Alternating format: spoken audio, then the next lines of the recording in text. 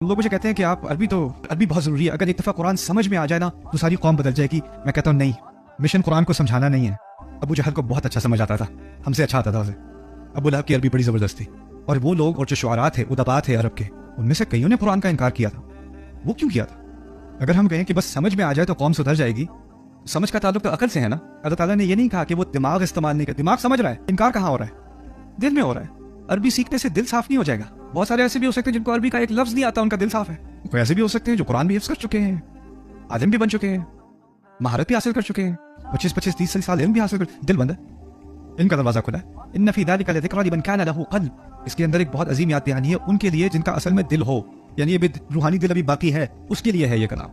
یہ جو ہم علم حاصل کرنے کی کوشش کر رہے ہیں نا، عربی سیکھنی چاہیے، تفسیر سیکھنی چاہیے، علم حاصل کرنا چاہیے، وہ اصل میں ایک سٹیپ ہے، ایک قدم ہے.